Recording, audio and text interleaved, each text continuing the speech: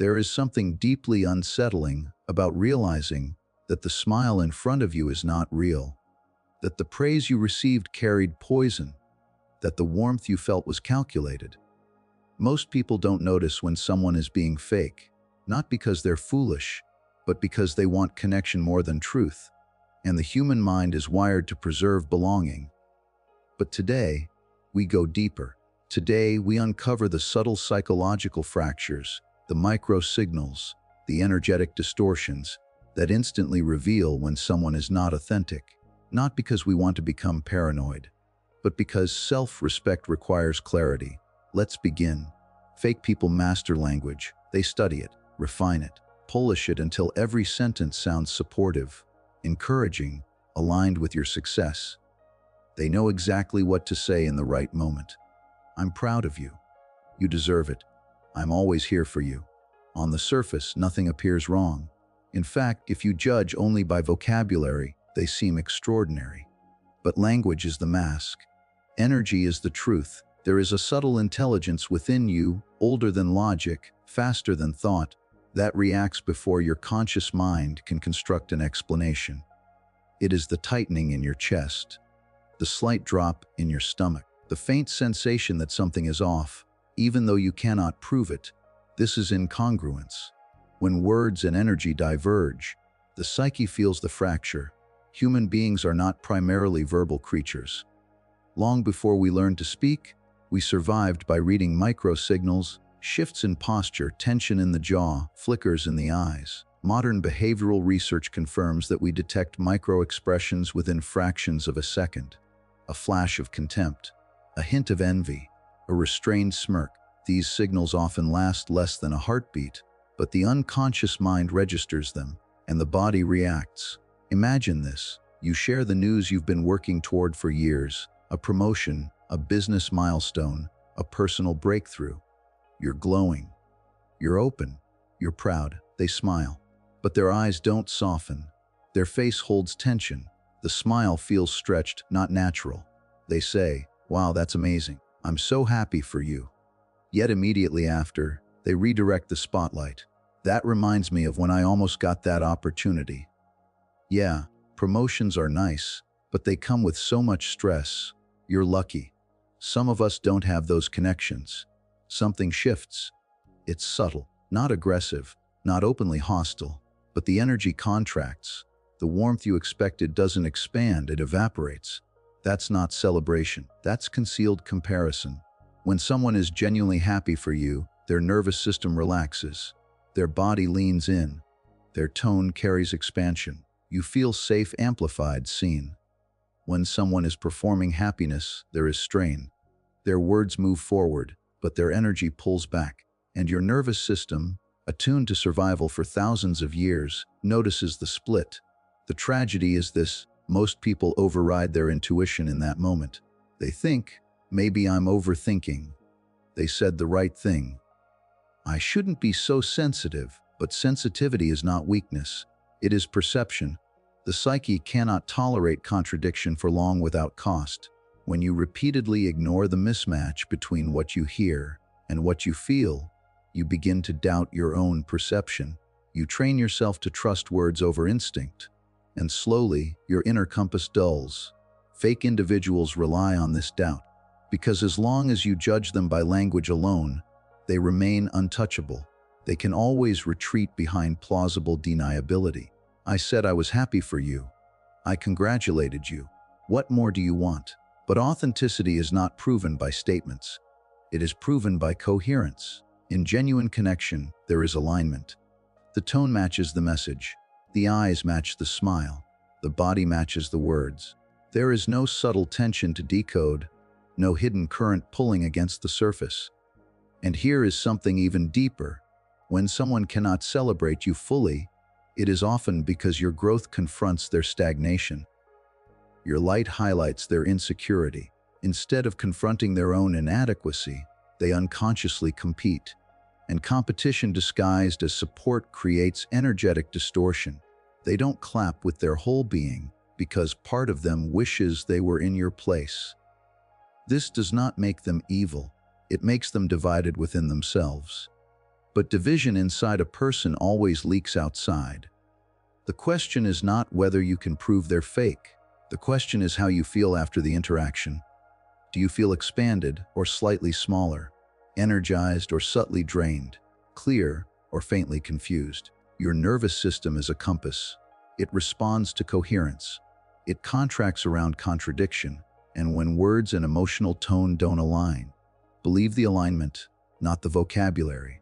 Because language can be crafted, energy cannot. Over time, if you learn to trust this perception, something powerful happens. You stop over-explaining your discomfort. You stop gaslighting yourself into ignoring red flags. You begin choosing relationships where celebration feels effortless, not rehearsed. And perhaps most importantly, you begin embodying congruence yourself. You speak what you feel. You align your tone with your truth. You eliminate the internal split. Because the more integrated you become, the more obvious fragmentation becomes in others. And once you see the fracture between words and energy, you cannot unsee it. Authentic connection has a pulse. It breathes. It expands and contracts. It moves like a living organism, sometimes in harmony, sometimes in tension, but always real. When two grounded individuals meet, there is rhythm, moments of agreement, moments of contrast, laughter, silence, curiosity, even friction. And yet, beneath it all, there is stability because both people remain themselves. But when someone mirrors you too perfectly, something feels staged. It feels rehearsed. Mirroring, in its healthy form, is natural. We subtly adopt each other's posture. We align our tone. We reflect emotion to show empathy. Social psychology confirms that light mirroring builds rapport and trust. It signals safety. But when mirroring becomes excessive, it is no longer connection. It is strategy. You mention you enjoy reading philosophy. Their eyes widen. No way. I've always loved philosophy. It's basically my favorite thing. You talk about waking up early and focusing on discipline. They lean forward. That's crazy. I literally just started a 5 a.m. routine. You confess you're trying to heal old wounds and become more self-aware. Suddenly, they too are on a deep spiritual transformation journey. At first, it feels magical. You think, finally, someone who understands me completely. But look closer. There is no contrast, no individuality, no subtle resistance, just reflection, like speaking into a mirror that talks back. Healthy people agree and disagree. They reveal difference without fear. They say, I see your point, but I think differently. They challenge you gently. They bring perspectives you haven't considered. Their identity remains intact even when yours stands beside it. Fake people cannot risk disagreement because their identity is fragile. When someone depends on approval to feel secure, they unconsciously shape-shift. They scan your values, your passions, your ambitions, and they adopt them. Not because they've integrated them, but because they want access to you. Approval becomes survival. This is not always malicious. Often, it is rooted in deep insecurity. A person who has not developed a stable sense of self will cling to whoever seems confident, grounded, or purposeful. They borrow identity the way a drowning person grabs driftwood. But borrowed identity cannot sustain intimacy. It can only imitate it, and imitation eventually collapses. Notice what happens over time. When a real difference finally surfaces, perhaps a disagreement, perhaps a conflicting value, the illusion cracks. The person who mirrored you so perfectly may react defensively, or withdraw, or subtly criticize, because the bond was never built on authenticity. It was built on performance. Real connection survives disagreement. Artificial connection requires validation. Think about your strongest relationships, the ones that feel solid, nourishing, real. I guarantee there are differences, different tastes, different strengths, different flaws, yet there is mutual respect, because neither person is disappearing to maintain closeness. When someone mirrors you excessively, what they are really saying is, I will become what you like so that you won't reject me. But love built on self-erasure is unstable. It creates hidden resentment. Over time, the person who shifted begins to feel unseen, even though they were the one who refused to show themselves.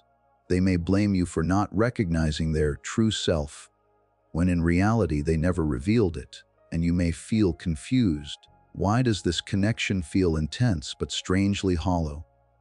Why does it feel like I'm admired but not truly known? Because you are not in relationship with a person. You are in relationship with a projection. Excessive mirroring often appears strongest in the early stages of connection, friendships, romantic relationships, professional alliances. It accelerates intimacy. It creates the illusion of destiny. We're exactly the same, but depth takes time. It requires witnessing difference without panic. It requires the courage to say, "This is who I am," even if it doesn't perfectly align with you. Watch for those who seem too perfectly aligned too quickly. Pay attention to how often they reveal something uniquely theirs, something that exists independently of your influence. Do they have firm opinions? Do they hold values even when you challenge them? Do they remain grounded when you disagree? Or do they subtly morph? The psyche longs for union, but not at the cost of individuality. When two integrated individuals connect, it feels expansive, not suffocating. There is space to breathe, space to differ, space to evolve separately and together. Artificial alignment feels intoxicating at first, but eventually it feels unstable, and your intuition will sense it. Because real connection does not require you to stare into a perfect reflection. It invites you to meet another whole being, different, complex, sometimes contrasting, yet fully present. That is not rehearsal, that is reality. And reality is always stronger than performance. There is a form of deception more dangerous than open hostility. It does not attack you directly. It does not insult you openly. It does not oppose you in public. Instead, it applauds you under bright lights and questions you in the shadows. Publicly, they elevate you. You're incredibly talented. I'm so proud of what you've accomplished. You're going to go far. The room hears it. The applause feels real. You feel supported. But later, when the audience is gone, the tone shifts. Just don't get too confident. Be careful, people might think you're arrogant. Success changes people. I hope it doesn't change you. The words sound responsible, almost protective, but something subtle happens inside you. You shrink just a little. This is one of the most psychologically destabilizing dynamics because it creates confusion, and confusion weakens clarity. You begin to question your own perception. If they praise me in public, they must support me, right? But if they truly support you, why do you feel smaller after private conversations? Relational psychology has studied this pattern under what is called relational aggression, subtle, indirect behaviors designed to maintain influence without appearing confrontational. Instead of attacking your confidence openly, they chip at it quietly, just enough to keep you slightly uncertain, slightly dependent, slightly seeking reassurance. Dependency thrives on self-doubt. Imagine this. You tell a friend you're planning to start a business. You've researched, prepared, invested time. You're excited. In front of others, they say, "If anyone can do it, it's you." Everyone nods. Later, when it's just the two of you, they laugh softly. "You start a business. That'll be interesting." It's said with a smile, almost playful. You laugh too. But something stings. You can't call it an insult. It was just a joke. And if you react seriously, you risk being labeled sensitive. So you swallow it. But your psyche does not. What happens next is subtle but powerful. You begin to hear their private doubts louder than their public praise. When you make decisions, their cautious voice echoes in your mind. Don't get ahead of yourself. Don't think you're special. Don't overestimate your abilities. And slowly, your confidence requires their approval to stabilize. This is how control operates without force. Fake individuals often disguise insecurity as caution. They disguise envy as concern. They disguise control as loyalty. When someone cannot tolerate your growth, they will attempt to regulate it, not by stopping you outright, but by tempering your belief in yourself. Because your expansion highlights their stagnation, and rather than confront their own limitations, they unconsciously try to reduce yours. Notice the pattern. Praise in public secures their image as supportive. Undermining in private secures their influence over you. They appear like your biggest fan, while subtly positioning themselves as your voice of reason. Over time, this duality creates inner division. You begin to wonder which version of them is real, the cheerleader or the critic. But the deeper question is this: why do you feel drained after interacting with them? Your emotional state is data. Do you feel expanded, inspired, encouraged to think bigger? Or do you feel slightly diminished, subtly hesitant, quietly unsure? Authentic support strengthens autonomy. It says, "I believe in you, and even if you fail, you will grow." False support strengthens dependence. It says you can succeed, but only if you stay grounded by my perspective. And grounding, in this context, is a code word for limitation. This dynamic often persists because it's difficult to confront. There is no obvious betrayal, no dramatic conflict, just tiny erosions of belief, like water wearing down stone. You may even defend them. They're just looking out for me. They don't want me to get hurt. They're being realistic. But realism does not suffocate ambition. Concern does not belittle courage. Loyalty does not require you to shrink. A person who truly celebrates you does not feel threatened by your growth. They do not need to balance your success with subtle reminders of your flaws. They trust that you can handle expansion. And more importantly, they trust themselves enough not to compete with it. Pay attention to how your body feels after private conversations. Do you stand taller or slightly collapse inward? The psyche responds to truth faster than the intellect. When someone consistently leaves you questioning your abilities, replaying their comments, adjusting your dreams to avoid their subtle disapproval, that is not guidance.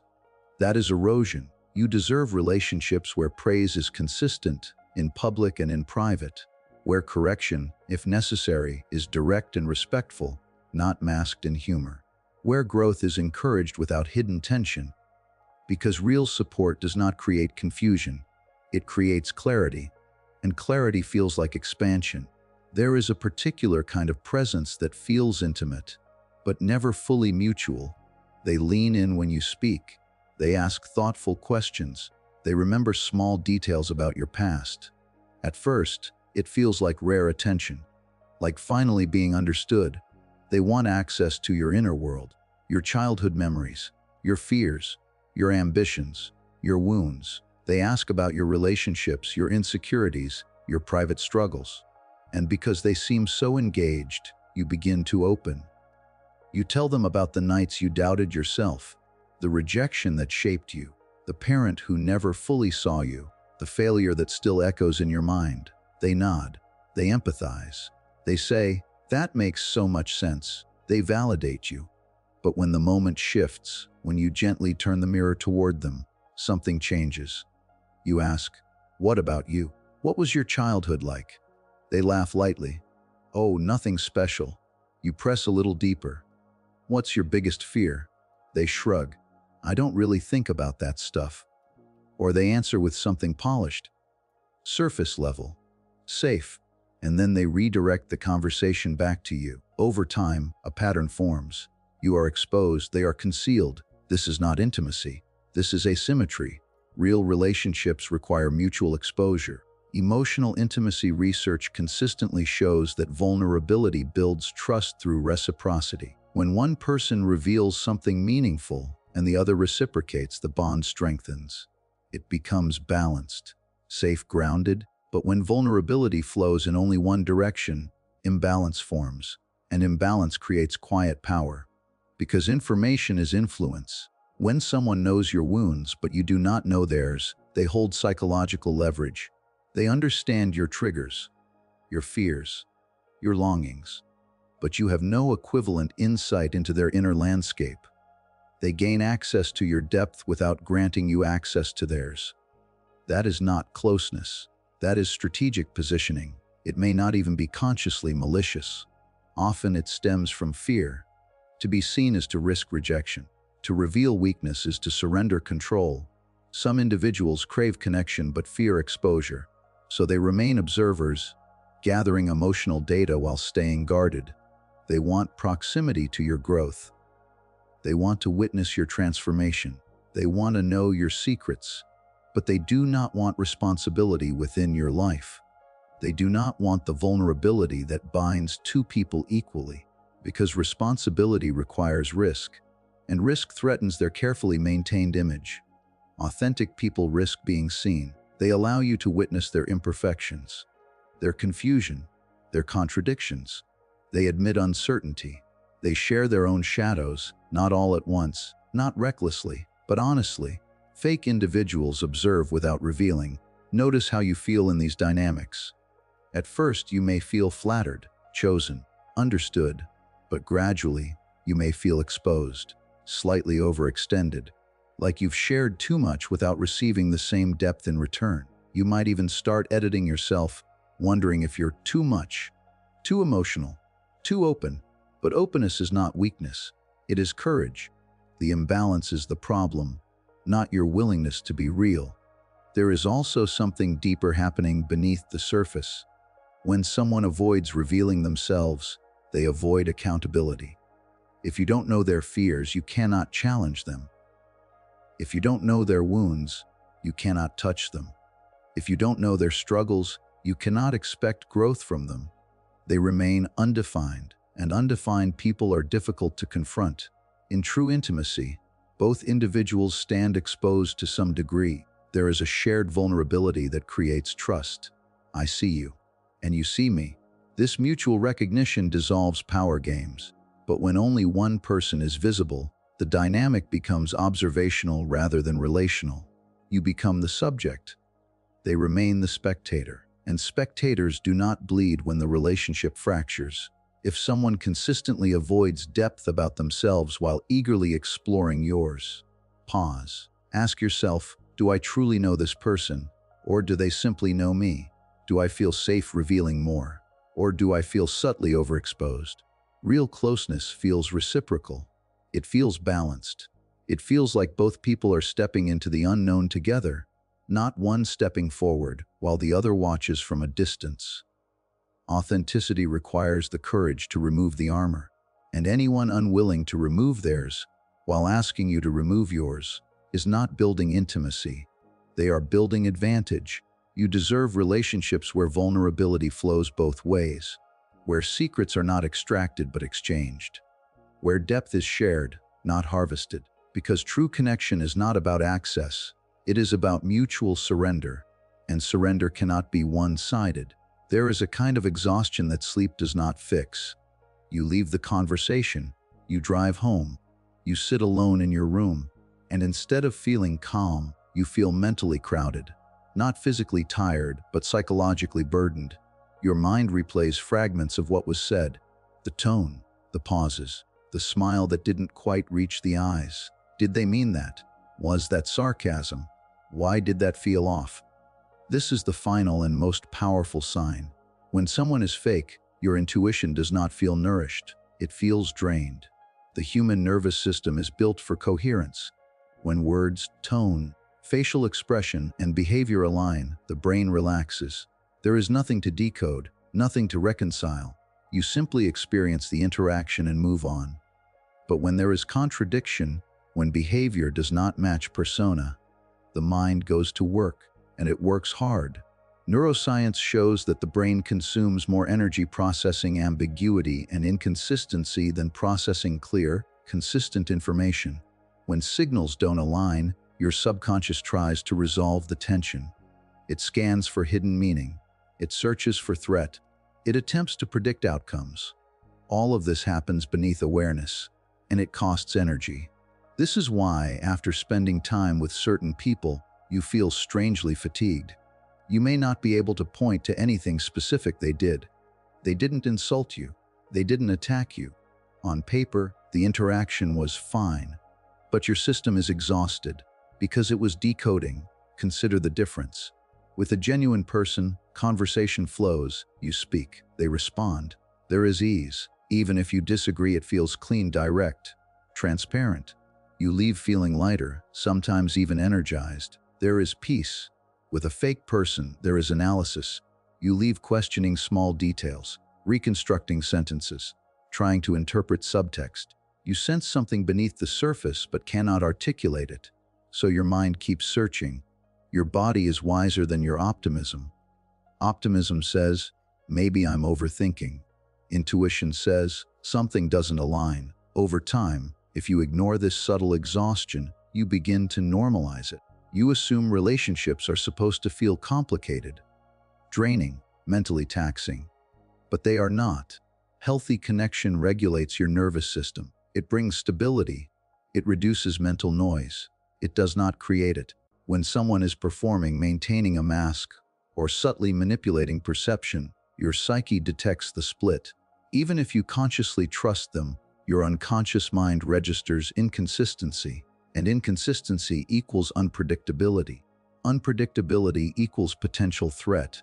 The nervous system does not distinguish between physical and psychological threat with perfect precision. If someone's behavior feels unstable, your system activates vigilance. It stays alert. It monitors. Vigilance is exhausting. That's why you feel tired. Not because you talk too much, not because you're too sensitive, but because your subconscious was on guard. Think about a time you felt truly safe with someone. You probably weren't replaying the conversation afterward. You weren't dissecting tone. You weren't wondering what they really meant. You simply felt settled. That is nourishment. Fake dynamics create the opposite. They create subtle confusion, and confusion fractures inner stability. You start second-guessing yourself. Maybe I misunderstood. Maybe I'm projecting. Maybe I'm just insecure. But if someone consistently leaves you feeling confused, emotionally fatigued, or uncertain about where you stand, that is not coincidence. That is a pattern, and patterns reveal truth. Promises are easy. Words are flexible. Apologies can be rehearsed, but patterns are stubborn. They repeat. They leave emotional residue. Trust patterns, not promises. If every interaction requires mental processing afterward, pay attention. If your body tenses before meeting them, pay attention. If you feel relief when plans get canceled, pay attention. Your system is communicating. There is a profound shift that occurs when you begin honoring this information. You stop forcing connection. You stop rationalizing discomfort.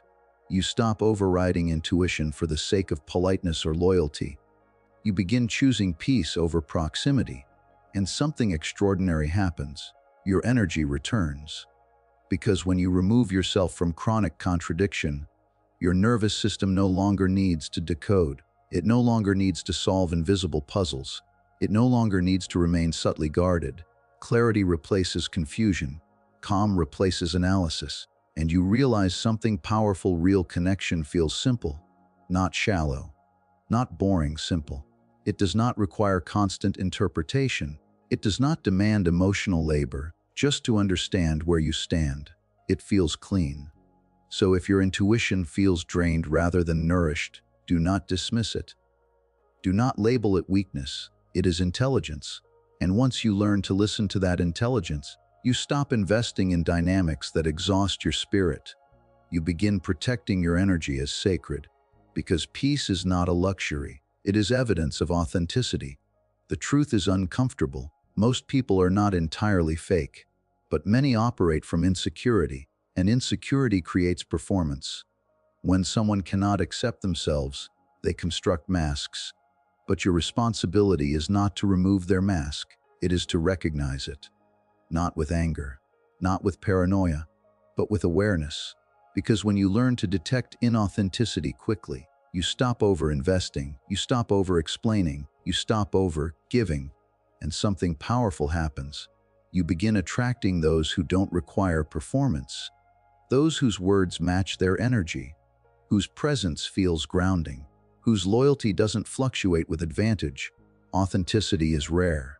But once you tune your perception, you will see clearly, and clarity is freedom.